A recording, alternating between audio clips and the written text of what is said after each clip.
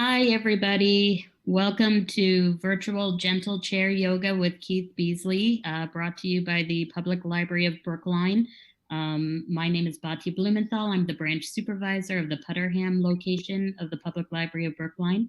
And thank you for joining us. Also with us today is Brookline Interactive Group, where they will be streaming this program on through their Facebook page. It will through their YouTube page and also on Comcast and RCN Local Channel 3. This program is generously sponsored by the Friends of the Brookline Public Library, and for which we are thankful that we have been able to bring this to you. So before we start with Keith, I'm just going to read the disclaimer for this program. Participation in this online yoga program could result in injury. Not all exercises presented here are suitable for everyone. These exercises are not intended to substitute for proper medical care or advice. Always consult your physician before beginning any exercise program. The creators, teachers, and producers assume no responsibility for injuries from participation in this program. And without further ado, here is Keith. Good morning. So let's go ahead and begin. Oh, and I had a question. I should have asked it before. I'm sorry. Are we going till 11:40? Or are we cutting off at 11:30? Yes. Yeah. In fact, it looks like Andrew blocked it off all the way till 12 o'clock. So just in case. Great. All right, so we'll try to. I'll shoot for. I have 10:33 now. We'll shoot for 11:40, and that'll try to be so everybody will figure out what the schedule is. But including any comments at the end, any discussion at the end, we'll try to end by 11:40, so everybody knows. So good morning, everyone. And before we started, I wanted to go over just a little bit of setup, because we're doing most of the things in a chair. So I have a towel here. You could also use a blanket. So I wanted to just very quickly review our posture in the chair, or how we sit relative to the chair. So ideally, the thighs are parallel to the floor, so that when I sit up, if the thighs are, if I'm really tall, and my legs are long here, which they're not, but my knees stick up like this, it's very hard for me to sit up. I want to fall backwards. And it's the opposite if I'm really short and my knees are down. So if you notice that you're a shorter person, and your knees are down like this, they're down below the hips, it's nice to be able to put your feet on something. Now, you won't stand on this when we do anything standing, you won't stand on the towel, but you'll use it just to even up the thighs. And it's the opposite if you're seated in the chair and you're tall. So if you're tall, you'll need more length, more distance between the knee and the floor. So you have to raise your chair up. So unless you have a really tall chair, and you may if you're a particularly tall person, and it's always a struggle if you're not an average size person. There's always little adjustments to make. But sitting on something if you're really tall, something under the feet if you're really short, is really helpful. Makes it a lot more comfortable, and it really makes the spine more easily extendable. And that's the two things that are really important in our yoga practice are our breathing, our abdominal breathing, our really being able to breathe diaphragmatically, and also extending the spine. When the spine collapses and rounds over, it's really uncomfortable. It's not good for us.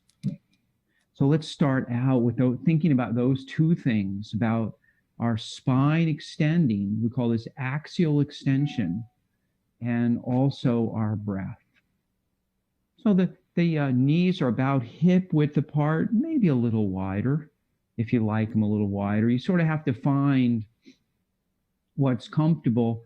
As you widen the hips, pelvis can rock forward a little. You notice the belly begins to stick forward a little bit more. So I get a little more curve in the lower back. So it's easier to get this nice lumbar curve.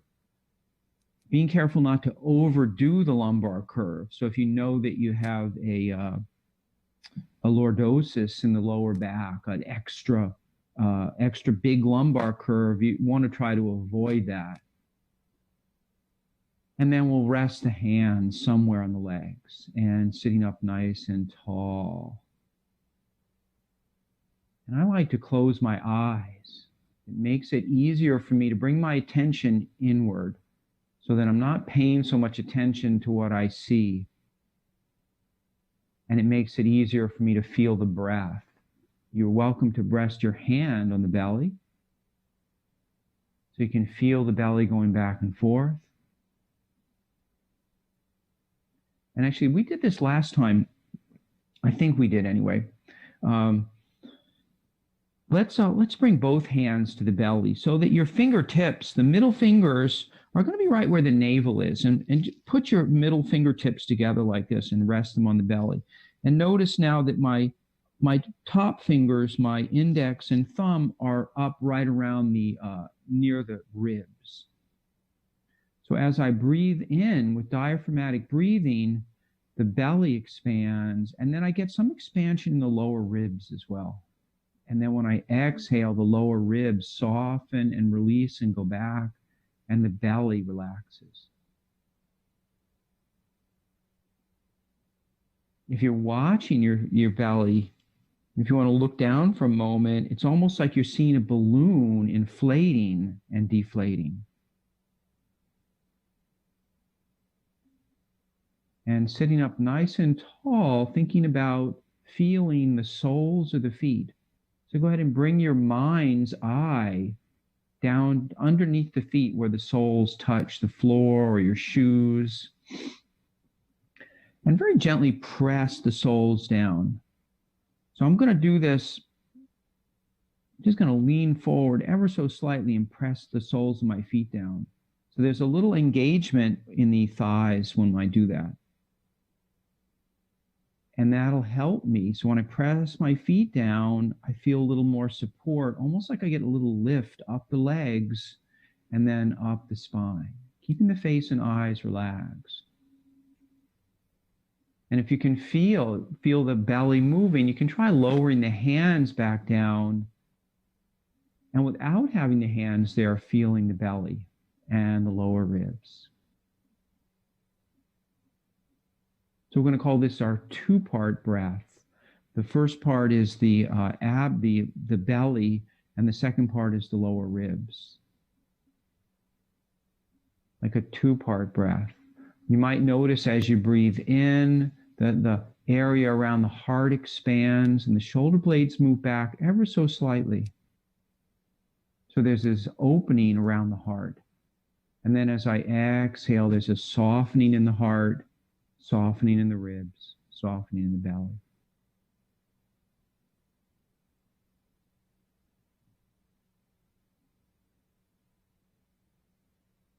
I'd like to start with a sound. So sometimes we make the sound of Om, but I've been practicing recently with brummery, with the bumblebee sound. So it might be handy to have a little water, take a sip of water. Sometimes the brummery sound, it's a vibration of the throat that sometimes it tickles the throat a little bit, so it makes us cough a little. So imagine a bee is flying in. I have the closed door over here, but it can fly under the door. There's a good gap under the door. So the bee's going to fly in under the door. It's going to fly past me, and then it's going to go out through the window, even though the window is closed. It's a very talented bee to be able to do those things.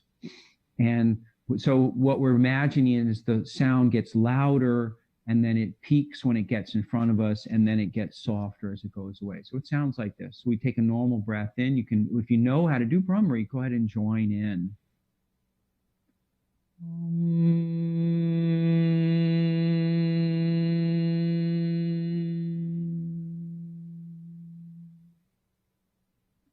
So we work on making it nice and smooth. It doesn't need to be loud. It doesn't need to be long. Think about making it smooth with that, with the articulation of the volume, rather than being louder or being longer.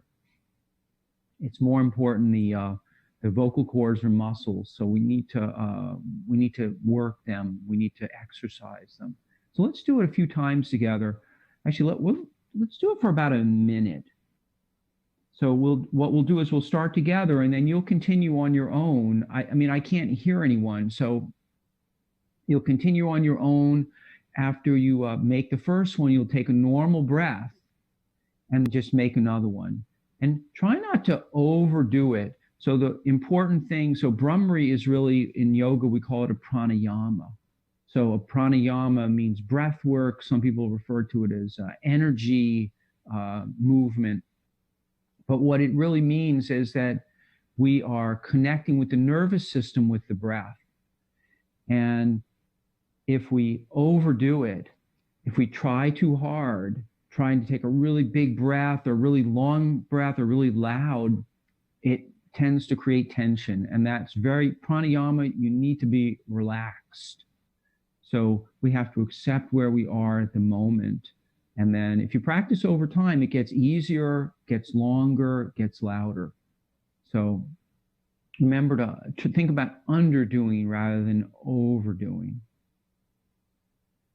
And let's go ahead, let's begin. We'll breathe in together. And so remember, we'll continue for about a minute on your own. Breathing in and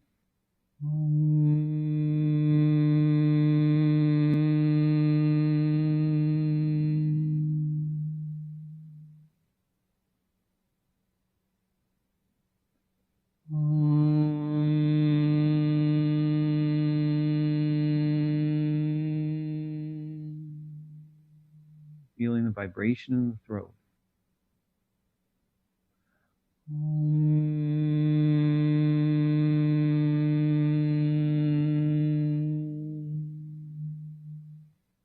Keeping the face and eyes relaxed.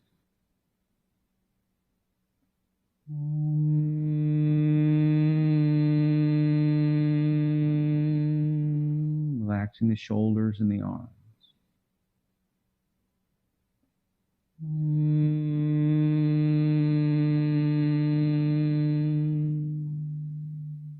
And last one.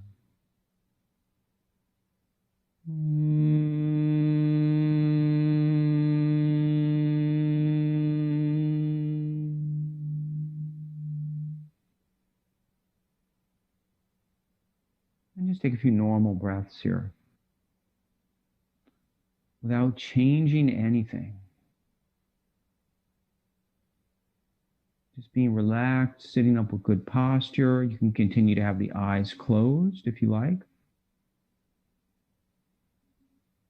Notice the belly moving with the breath.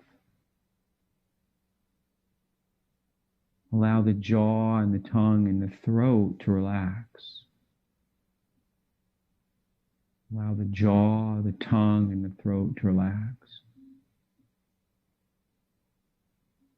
And then we'll go ahead and we'll bring the hands together. And we'll add some movement with our breathing. So feel free, if you'd like, to open your eyes now. And actually, let's check our posture again.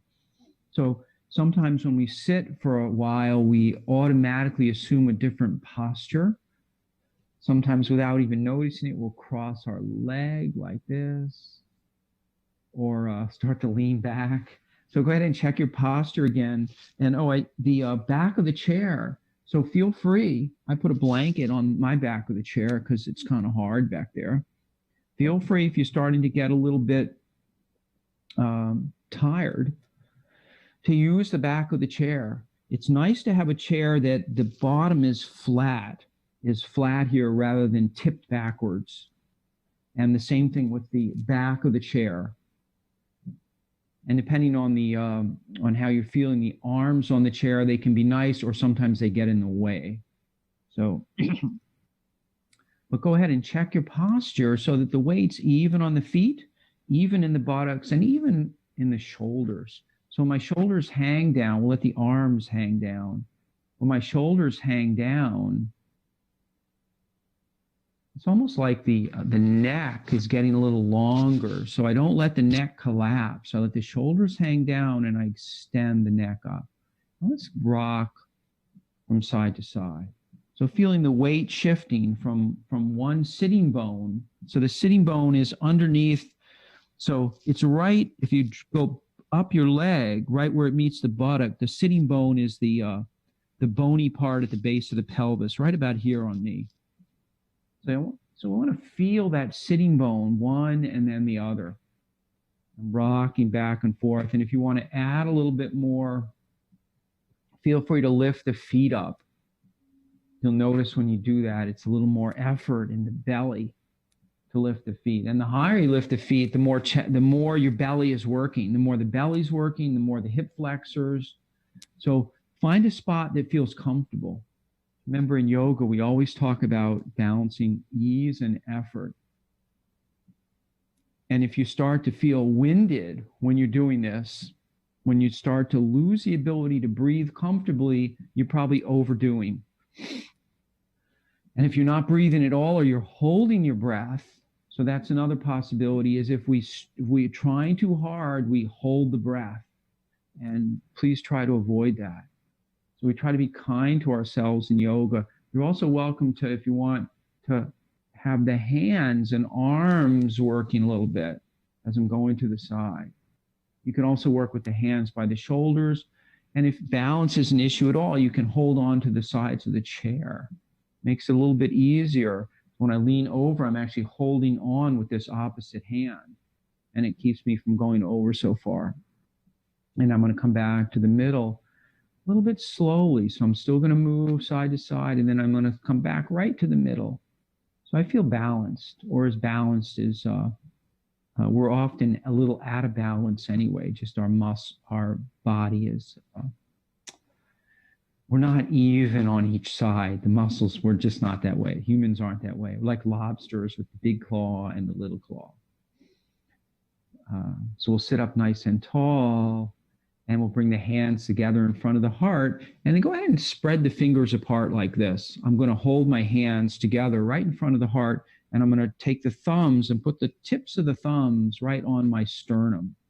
And I'm going to allow the palms to come together. And I'm going to come up. And then I'll go back down a couple of times. And so you may feel a gentle stretch in the back of the wrist. That's what we're looking for here. But please don't overdo it. So if you feel a big stretch in the back of the wrist, it's probably too much. Unless you're used to it, unless you do this stretch often and you're warmed up. And let's inhale and lift the arms up. And then the arms float down on the exhalation. So the movement is following the breath. The movement follows the breath. So you may not be in time with me. And that's okay. We don't need to be exactly the same. All you have to do is think about, I'm breathing in, my palms come together and they float straight up. And then they come apart, they turn out as I'm exhaling and they float down. And then they come back together. Feel free to go ahead and close the eyes. Also, if you wanted to hold something between the thighs, a block, a rolled up towel, feel free to do that. That'll help engage the thighs a little bit. The inner thigh muscles engage that way. And if I'm holding something there, I'm not squeezing, I'm only squeezing hard enough to hold the whatever it is in place. I'm not trying to bring my thighs together. And then let's stop in the middle and let's go back the other way. Now I'm going to exhale, release the hands down, turn the palms up, and then inhale up. Depending on your shoulders, some people may feel really good about going really high, and some people might like to go much lower. Still, the benefit is the same. We're working within our own range of motion here. That's very important.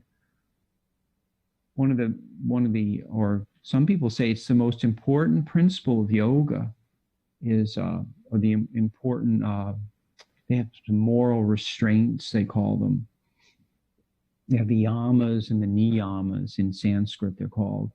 And the first one is ahimsa, which means nonviolence. And they say that all the other teachings flow from nonviolence. So things like non-stealing. And when you steal, it's potentially, I mean, it hurts other people. Somebody's losing when you're stealing, even if you're benefiting. And then we'll go ahead and stop, and we'll do some cactus breaths like this.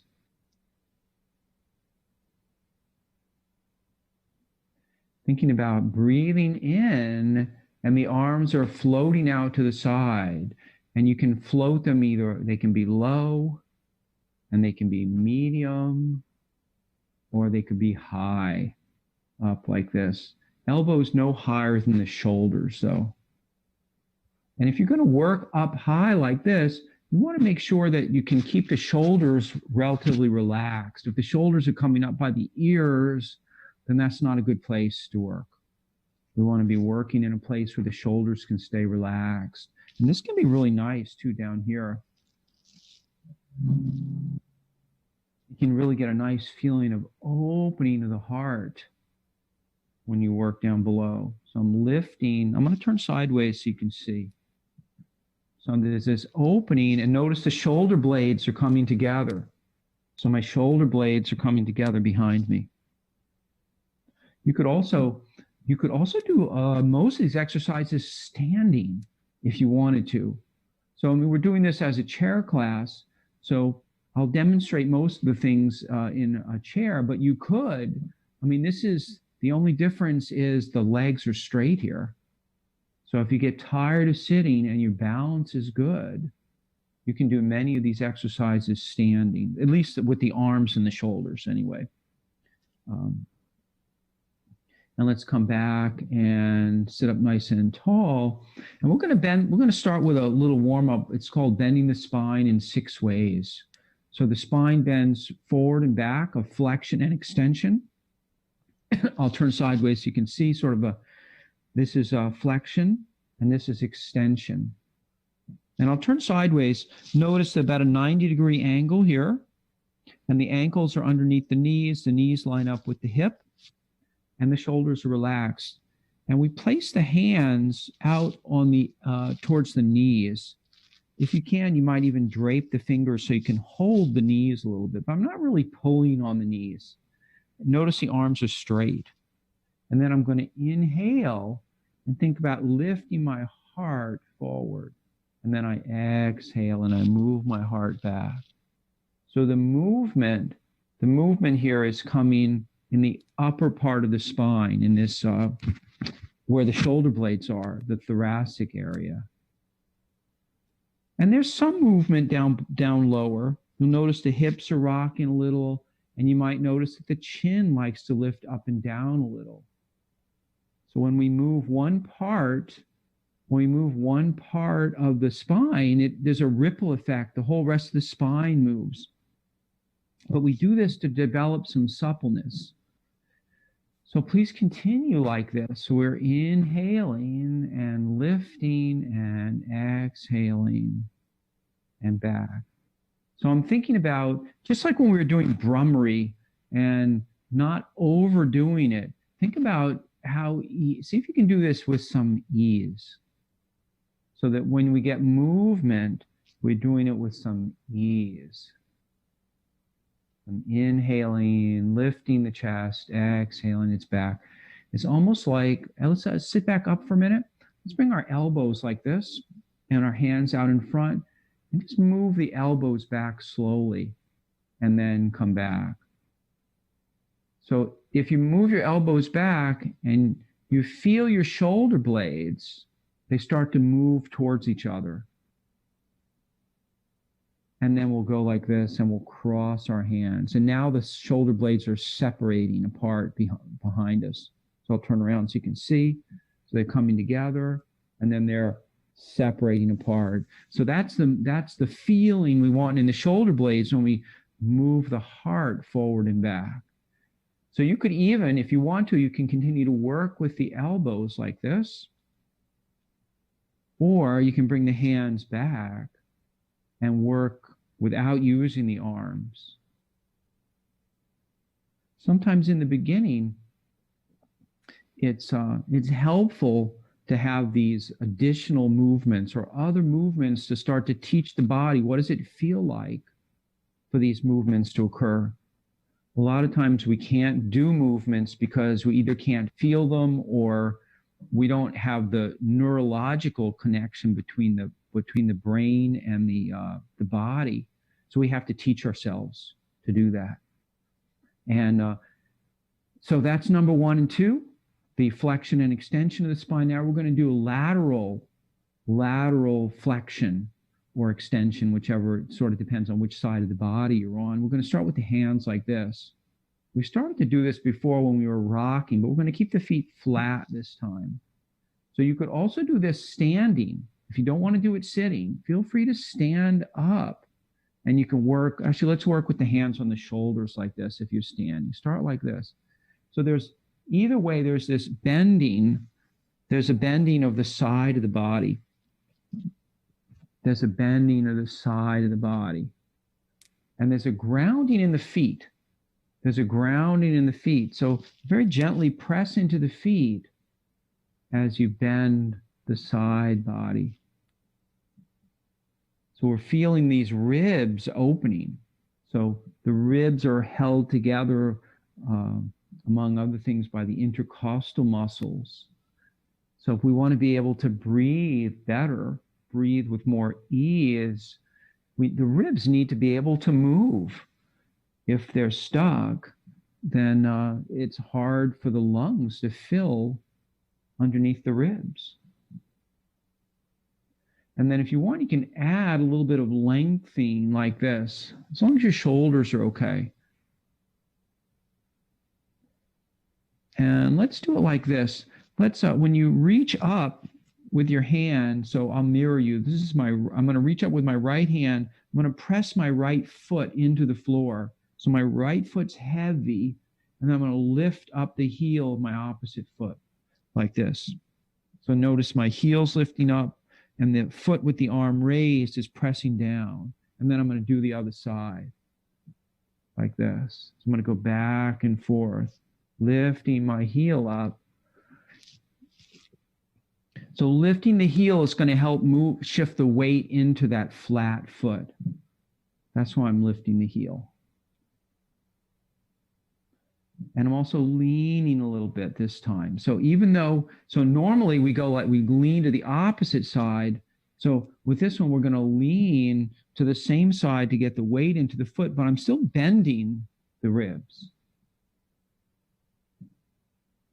And then I'm going to bring the hands down. Let's reach up like this a few times. So if your shoulders bother you, just try do the chicken flap or the turkey flap. Then going over to Lars Anderson, and sometimes in the evening, right around dusk, you can hear some turkeys. I mean, we have a lot of turkeys here now. I don't mean people, the feathered kind.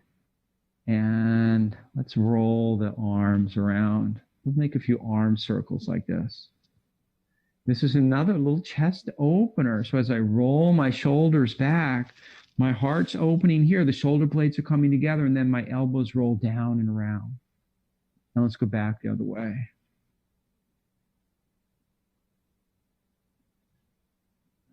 And we'll come back. So the final one, so the 1 and 2 is the flexion extension. That's the forward and bending forward and back.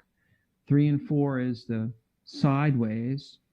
And 5 and 6 we'll do a turning of the body. So we'll start with just going like this, turning, moving one elbow back and then the other, noticing the movement across the belly. So if you can, it's, I don't know if you can see here, but there's this diagonal movement. My shoulders moving back, and my belly's moving back on this side, and it creates a tautness, a stretching across here. So it's back and forth. So you can remember, you can do this standing if you want.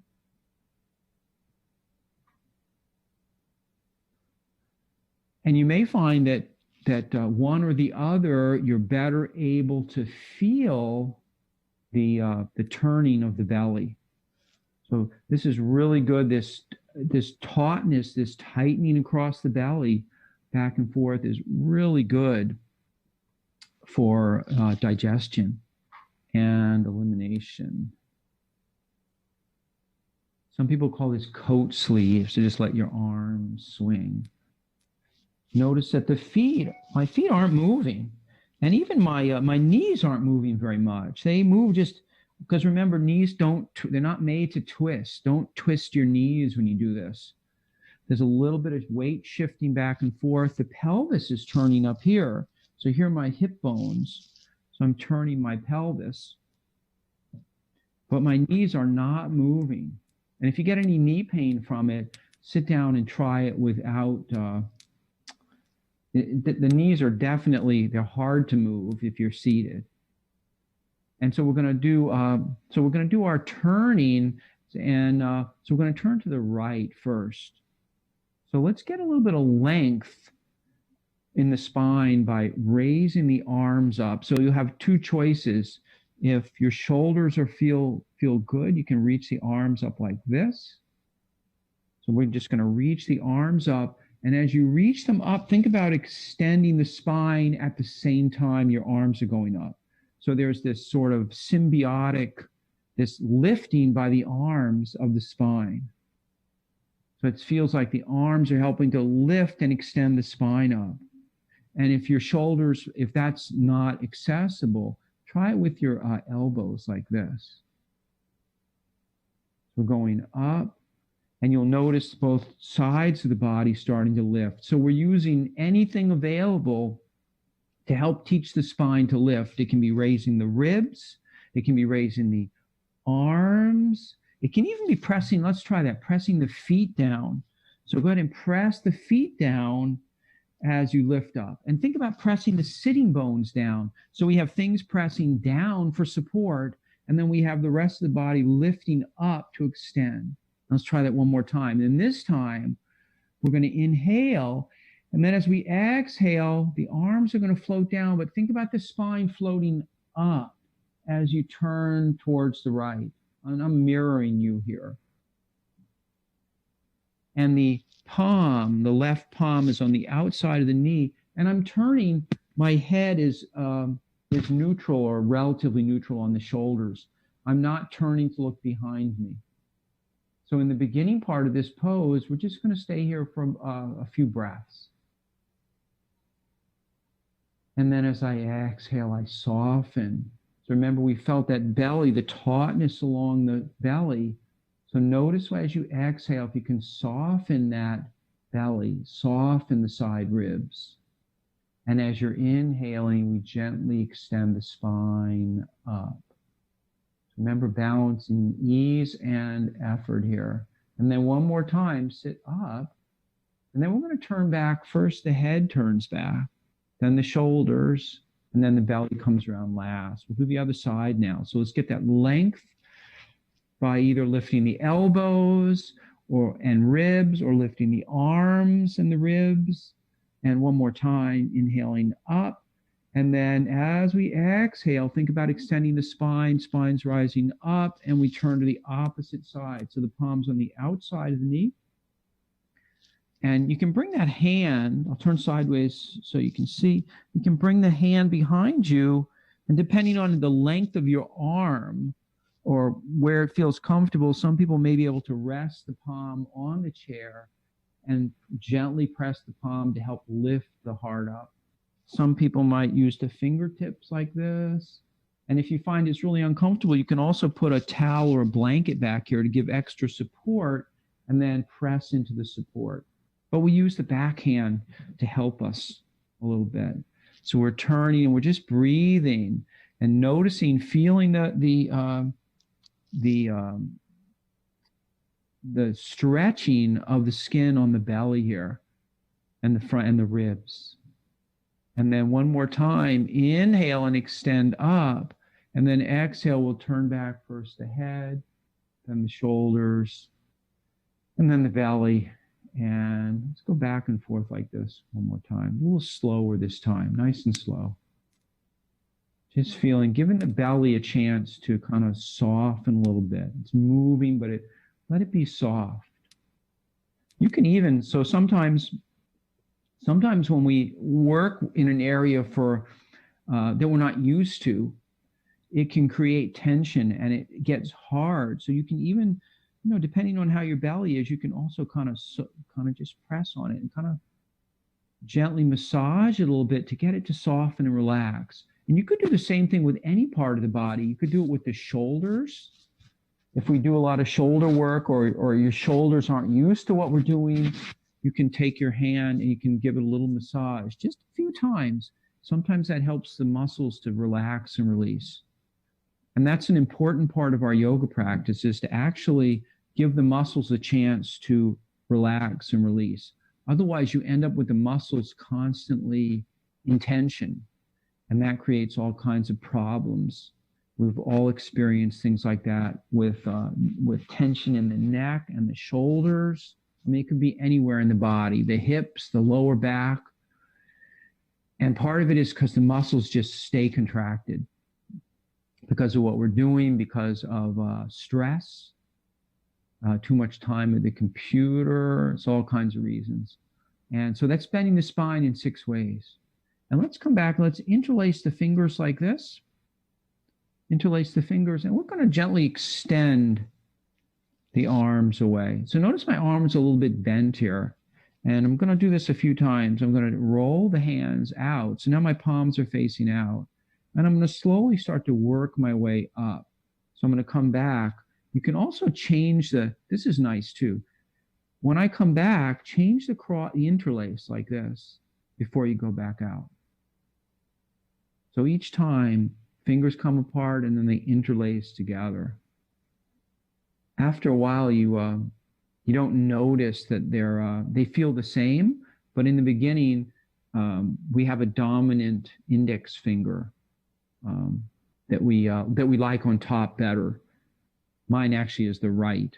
It might be because I'm right-handed, I'm not sure. And we're going to go back and forth, and we're going to start to work our way up a little higher. And when you get to the spot where your shoulders are not, when they're uncomfortable or they're starting to rise way up towards the ears, please don't go any further. So some people won't go as high. And some people may be able to go all the way up, and they may even be able to bring the elbows closer together. And then we're going to start to work our way back down now. So try changing the interlace each time. And then if this feels okay, you can bring the elbows a little closer together until finally the hands are starting to go down between the knees. And one last time. And then we're going to massage the hands. So we were opening, when we did this, we were opening the palms a little bit. Let's open them a little more. So I'm going to hold my palm up like this, and I'm going to take the fleshy part of the thumb like this, and I'm going to bring it to the middle of the palm.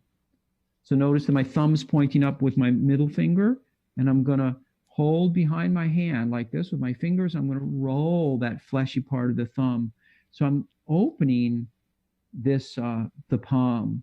So I'm using the fleshy part of the thumb to open the palm out to the side. And then I'm going to do it in 3 spots. I'm going to do it below the pinky. And then I'm going to do it between. So I bring the fleshy part at the palm. Fingers come between the thumb and the index finger.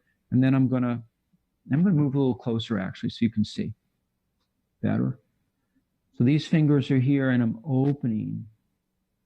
And then I'm going to do the base of the thumb here too. So now I reach behind, and I don't know if you can see, but my hands are getting redder.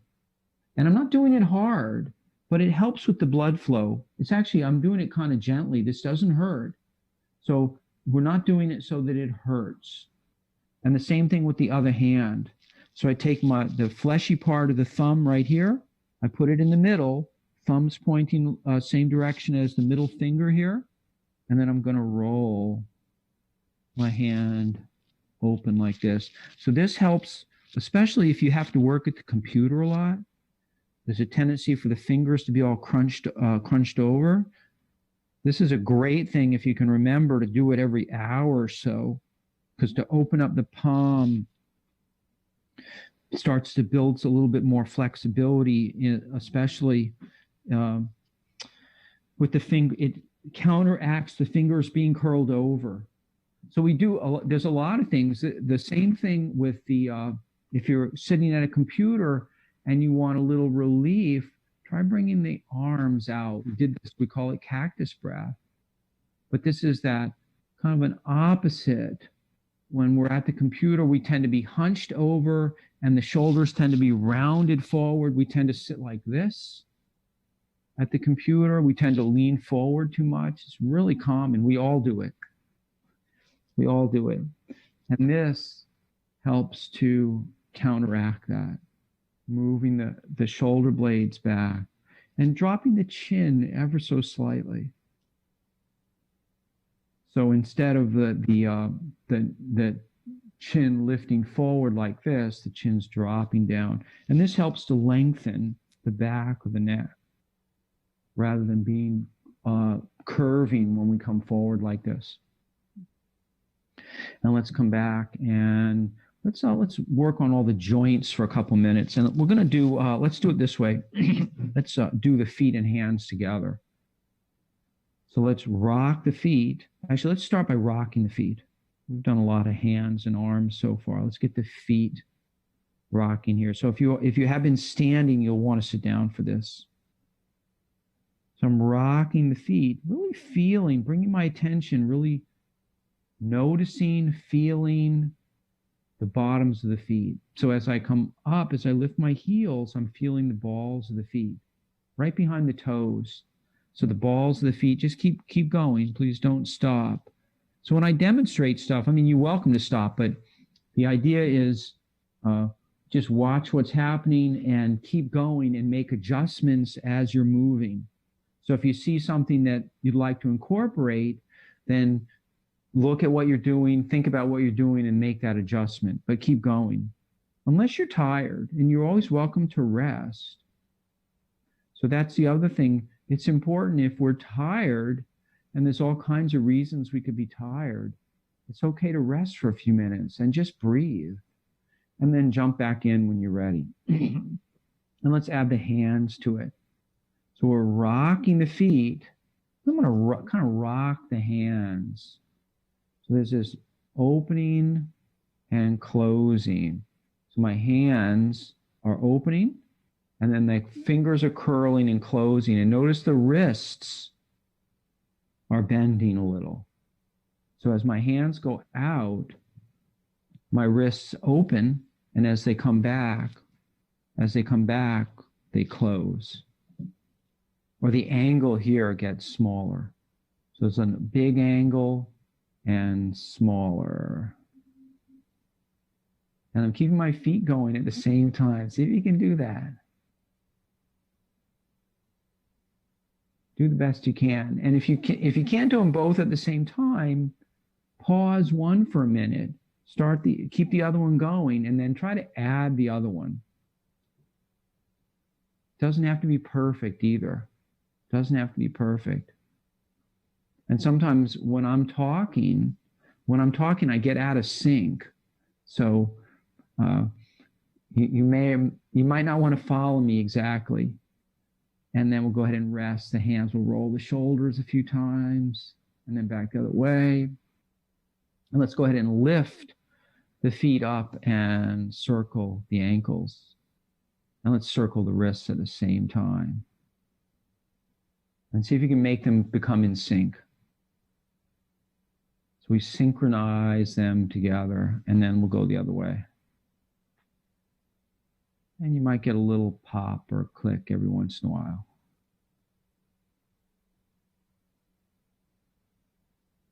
And imagine they're soft here. So imagine a feeling of softness inside the wrist and inside the ankles. And then we'll go ahead and rest, and we will lift up and back down. Let's lift up one foot and we'll point and flex. We'll point and flex. So I'll turn sideways so you can see this is a pointed, flexed. And the toes are pointing straight up and down. They're going straight. So my foot's not turning in and it's not turning out. And let's do the other foot. If you haven't switched feet, please switch feet. So we're pointing and flexing. And sometimes as you point or flex your foot, you may need to adjust which side of the foot is, sometimes they'll rotate in or rotate out. You may need to bring your attention there and try to keep it even. So you may need to adjust. One side might have to pull back a little more than is automatic. So those are those imbalances. We all have these, nothing works in our body totally perfectly. We have imbalances. So sometimes with practice, we can get the things to be more in balance. And let's go ahead and we'll lift up one leg, flex the foot, and then raise the arm up or raise the elbow up if your shoulder gives you trouble. So try that a few times. You can even, if your shoulder's good, you can lift the leg, lift the elbow, and then extend the arm up. So really got 1, 2, 3, and then down. And then 1, 2, 3, and down. And do the other side. 1, 2, 3. So if you're just raising the elbow up, you'll go 1, 2, 3. You'll stop there and come back down. 1, 2, 3. And let's come back down. So we're going to alternate. We're going to do one side and down, and then the other side. And if counting helps you, you're welcome to count to yourself. Really, the counting is sort of a tool to make us, to give a little bit more evenness to the movement and to give us some rhythm in the movement. Eventually, we want the movements to be flowing, so one kind of flows into the other. Keeping the shoulders relaxed here. Feel free to close the eyes if you want. Feel free to close the eyes. And if you want to add a little something, as you lift the leg up, think about pressing the opposite foot a little bit into the floor. Think about pressing the opposite foot. And if this is way too easy, try sliding away from the back of the chair. And do it without the support of the back of the chair. It should be more considerably more challenging. But without straining, I still want to be able to, if I'm unable to keep my spine extended, I'm going to want to use the back of the chair until I have enough strength to do that.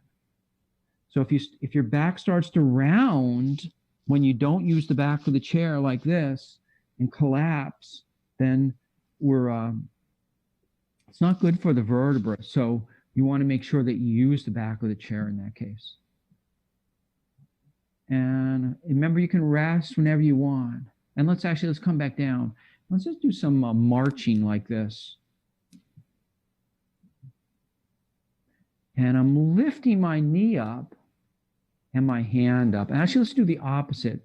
Let's do opposite hand. Imagining that you have an attachment. So it's almost like there's a connection between the hand and the knee. So when the hand comes up, it pulls the knee up. So this is similar to when we walk. And then go ahead and check to see what your knees are doing and see if you can keep them pointed straight ahead. Mine tend to do this. So I have to pay attention and keep them pointed straight ahead. And it's harder for me to get my feet. It's easier for me to turn my knee out like this to get my foot higher. let's see this. And now let's swing the hands. So do the same thing with the legs and swing the hands from side to side.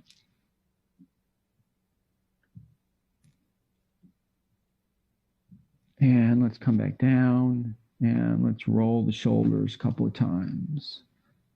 And sliding forward.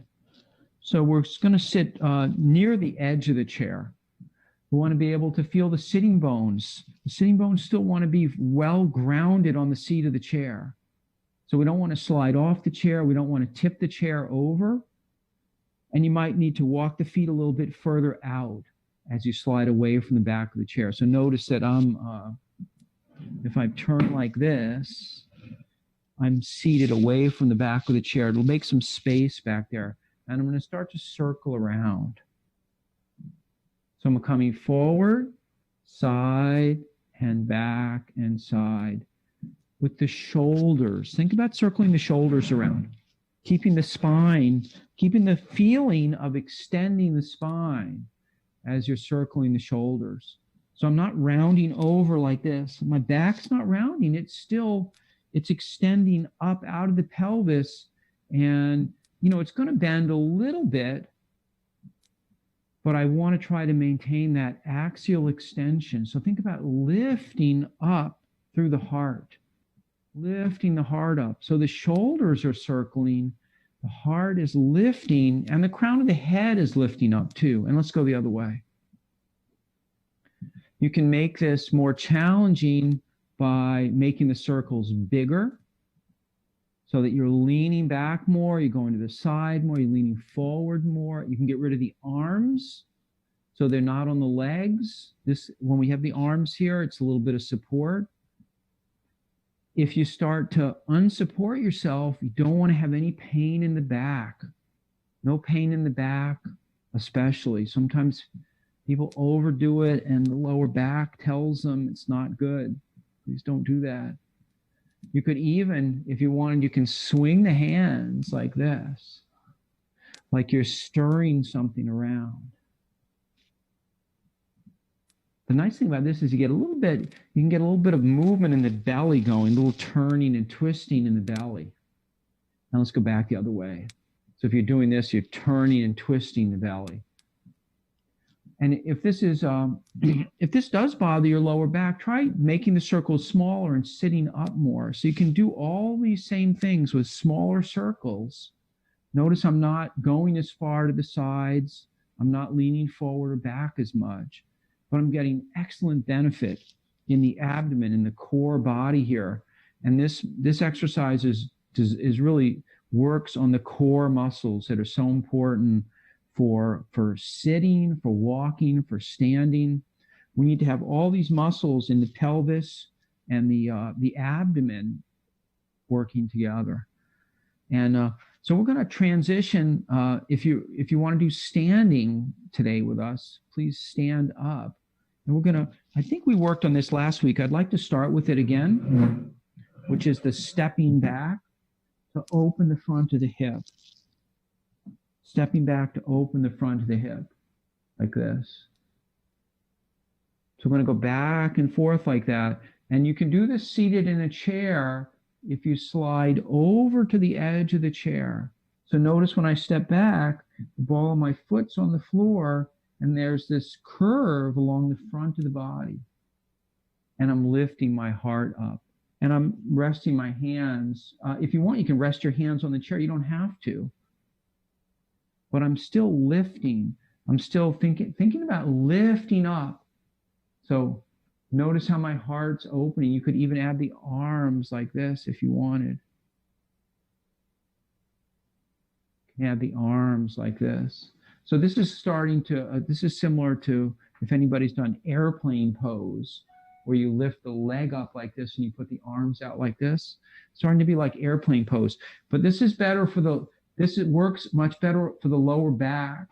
This motion should not hurt the lower back. If it does, make your movement smaller. And if you're in a chair, remember to slide over to the edge of the chair so you have some room to bring the thigh back. So what you'll do is you'll start on one side You'll be going back and forth like this, and then you'll switch to the other side. A few more times. So if you're standing a few more times, if you're seated a few more times, you just have to get enough. You have to be on the edge of the chair enough without falling off. You may want to grab the other side of the chair with your opposite hand, like this. But please don't fall out of the chair. And we're stepping back like that. We're going back and forth. And notice this also opens the front of the hip here. It's hard to get as much lift doing it that way, but it's not. You know, we have to make certain accommodations. So when we use a chair, things will be different. They won't be exactly the same. So I'd like to do tree pose. So we'll stand in our mountain pose, and we'll start off with we're bending and straightening. And if you have a yoga block or you have your towel, you're welcome to use that. Let me just adjust this just a little bit.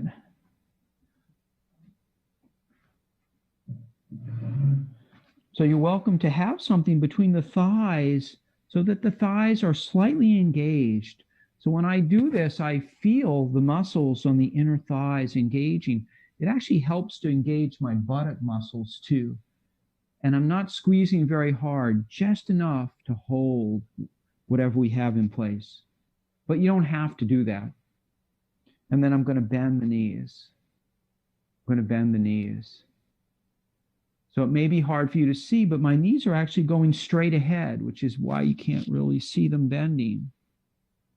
But you should be able to see it now. My knees are bending. I'm not going past I'm only going as far as my toes with the knees.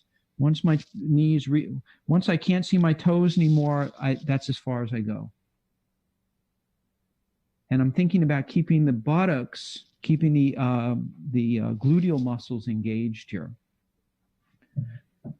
So it's important for the gluteal muscles help to support the thigh muscles and take some of the tension out of the knees.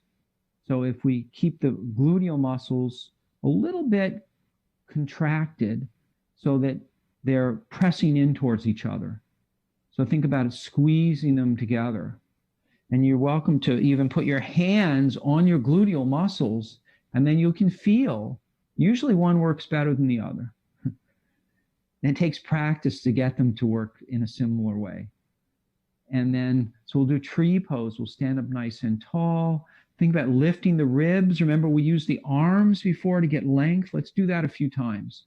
Get length with the arms reaching up, or with the elbows reaching up. So either way, arms or elbows reaching up or lengthening. And then we're going to shift the weight over into the right leg. So you might need your chair for this, for balance. You can rest your fingertips, and you can turn the left groin out. So I'm opening the left groin and then resting the sole of the foot on the inside of the calf here. The other choice is to actually rest the toes on the floor and rest the heel near the ankle, so that we have a little bit of weight on the bent leg, and but most of the weight is, or a large part of the weight's on the straight leg. And then if you want, you can add your tree branches, as long as your balance is good. And if you need to step down for a moment, feel free to step down and come back up. Think about breathing, standing up nice and tall, pressing that straight leg down. I can even give a sigh, like you're a tree in the wind, and then coming back down and lowering back down. We'll do the other side. So starting in mountain pose. So we're balanced on both feet, and then we extend the spine up, and then go ahead and press the left foot down. So the whole left leg is extending up, and we're going to turn that right groin out and find a spot for the foot, either on the inside of the calf, or you can rest the toes down on the floor. Think about standing up nice and tall and then adding your branches if you like. Adding your branches if you like, and give a little sigh here if you want, like a tree swaying. Sometimes if it's really windy, you hear the wind rustling through the trees. So that helps. The sighing helps to relieve tension. And if you start to wobble a little bit, you can always come down. You can always touch the chair. And then we'll go ahead and come back down. And we're going to sit back down.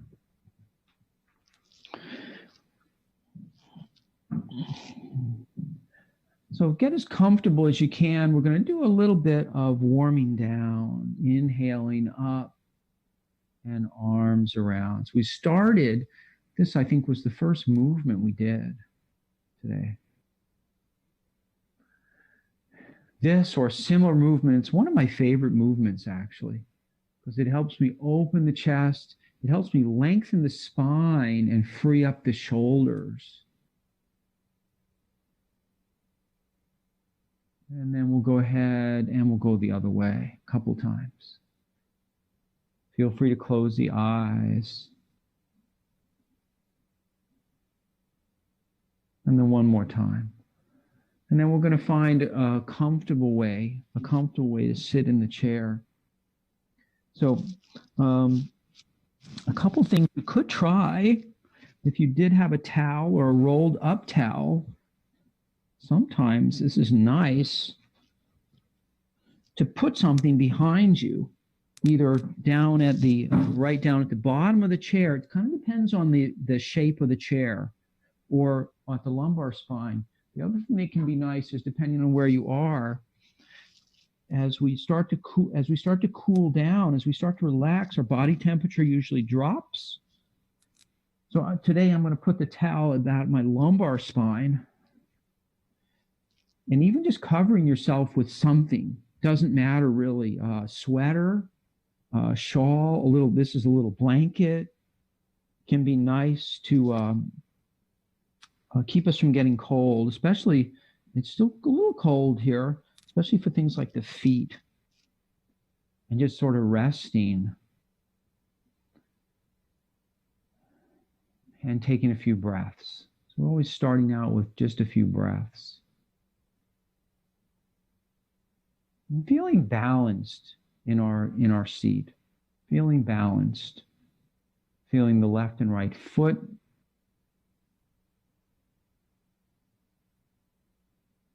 We're allowing ourselves to breathe very softly and rhythmically, really not trying to do it, just sort of letting go of the breathing, observing the breathing.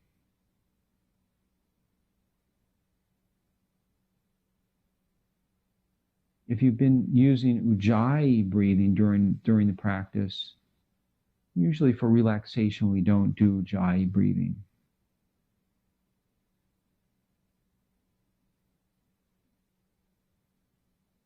The shoulders are relaxed. You soften the face and the eyes.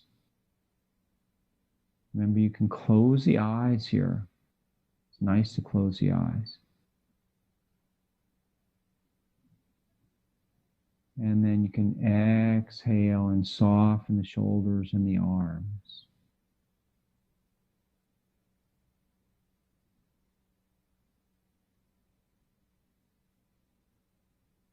Each time we breathe in, we feel a bit of lightness in the body. And each time we exhale, there's a softening, a releasing, a relaxing, a grounding. The feet on the earth and the buttocks in the chair.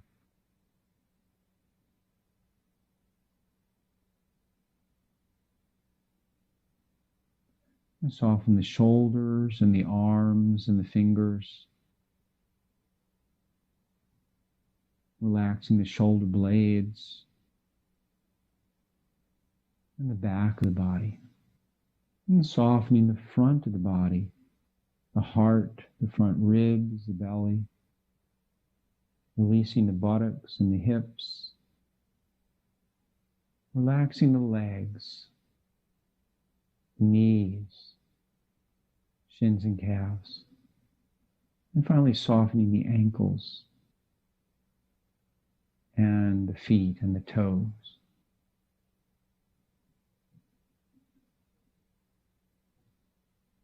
Feeling the belly gently expanding as we're breathing in, and the belly softening as we breathe out.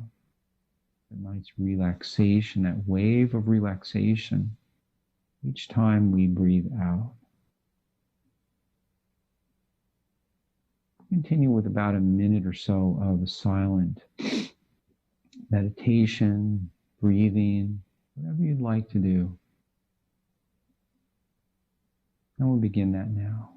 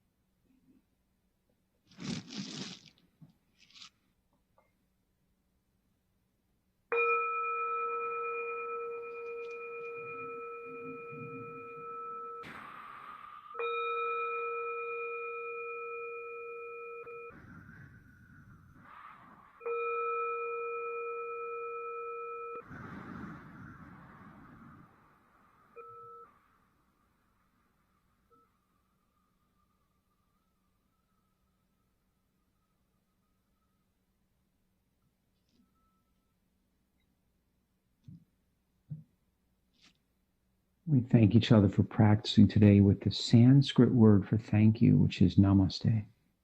Namaste, thank you. Thank you for practicing today. So we have a couple minutes. If anybody wants to unmute themselves, if you have any questions or comments, we have a couple of minutes. I said we end at 11:40, so Keith, this is Batya Blumenthal. I'll just do my closing spiel, and then we can quickly open it up for questions for 2 minutes. Sure. So welcome. Thank you, everybody, for joining us. This is Batya Blumenthal, branch supervisor of the of the Putterham location of the Public Library of Brookline. I wanted to thank Keith Beasley for bringing us through our yoga practice today. I also wanted to thank the Friends of the Brookline Public Library for sponsoring this program and programs like it. I also wanted to thank our partners at Brookline Interactive Group, who is also simultaneously streaming this through their Facebook page, YouTube page, and on Comcast and RCN's local Channel 3. And you can also find our program streamed through our Facebook page as well. And with that, we can open it up to questions. Thank you, Batya. Anybody have anything they'd like to say or share? Thank you, Keith, and thank you, Batya. I missed the library terribly, but this is a wonderful, amazing substitute, and I'm grateful for it. Thank you, thank you. Thank you to the Friends of the Library. Thank you so much for that. I will make sure they get that feedback. Keith, I have a technical question. Along the way. Yeah. Keith, I have a technical question.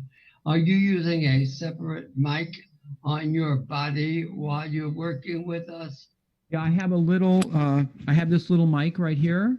Yes. It seems to work better. I mean, you don't get as much background noise. It's good. It's bad because I'm involved in something else, but they don't have that, and they have to stand away from the computer, and what you're doing is much better. It's fine.